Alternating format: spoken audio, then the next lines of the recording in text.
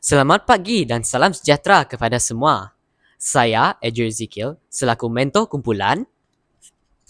Saya Dayang Kastini selaku ketua. Saya Rini. Saya Terilin. Saya Jenel.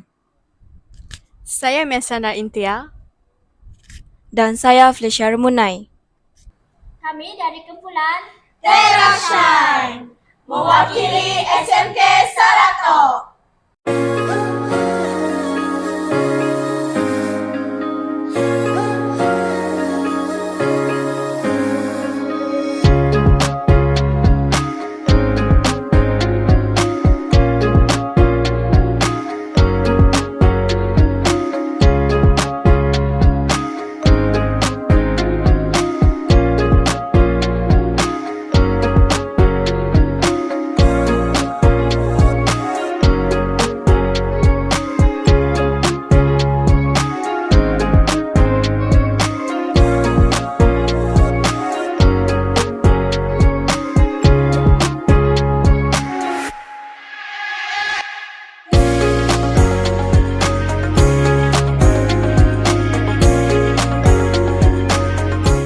Projek yang kami bentangkan bertemakan model bangunan hijau lestari.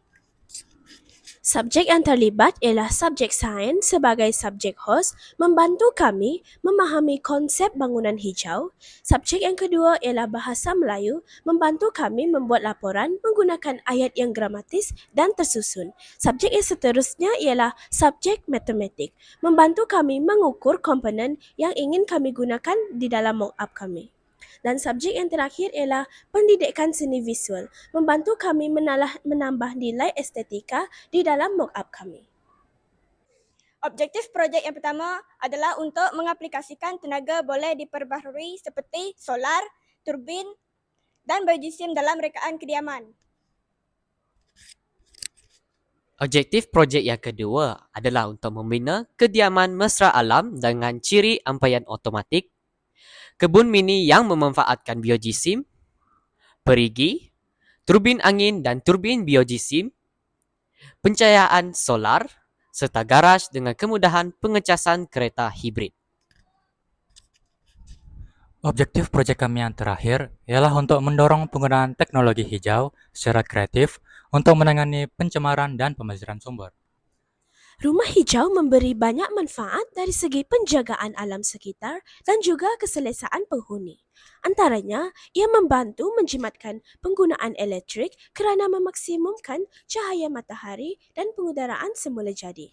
Selain itu, udara di dalam rumah lebih segar dan bersih kerana aliran pengudaraan yang lebih baik berbanding rumah biasa.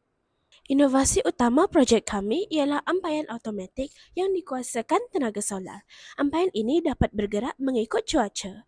Jika panas, ia akan berada di kawasan terbuka untuk memanfaatkan cahaya matahari bagi mengeringkan pakaian dengan cepat.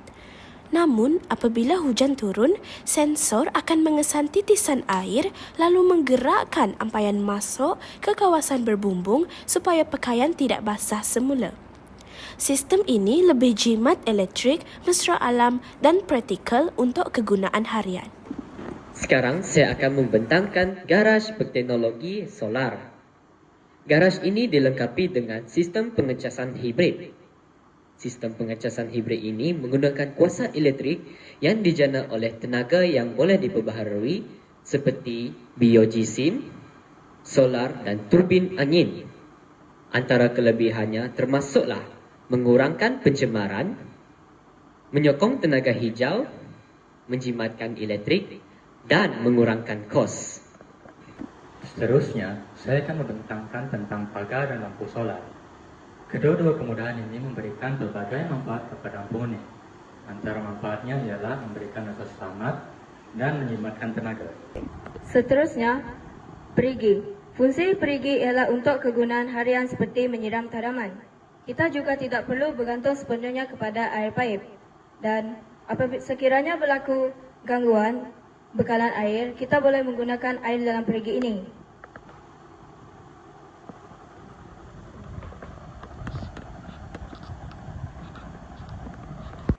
Kebun mini biojisim menggunakan sisa organik untuk menghasilkan baju kompos. Kebun mini membantu mengurangkan sisa organik, menjimatkan kos dan menjaga alam sekitar. Tumbuhan ini pula memberikan oksigen, makanan serta mengurangkan pencemaran. Jelaslah bahawa kedua-duanya penting untuk kelestarian hidup. Seperti yang anda dapat lihat di sini, terdapat dua turbin. Satu turbin biogeosim dan satu turbin angin. Kedua turbin ini membekalkan tenaga alternatif apabila panel solar tidak dapat membekalkan tenaga. Akhir sekali, saya akan membentangkan tong sampah 3R. 3R bermaksud recycle kita semula, reduce kurangkan dan reuse guna semula. Terdapat 3 warna dan fungsi tong sampah 3R iaitu biru untuk kertas, kuning untuk plastik dan hijau untuk kaca. Tong sampah 3R ini dapat membantu kita mengurangkan pencemaran alam sekitar. Kesimpulannya, penggunaan pelbagai sumber tenaga boleh diperbaharui dalam rumah hijau dapat menjimatkan elektrik, mengurangkan pencemaran dan menyokong gaya hidup lestari. Sekian itu sahaja dari kumpulan Terashine.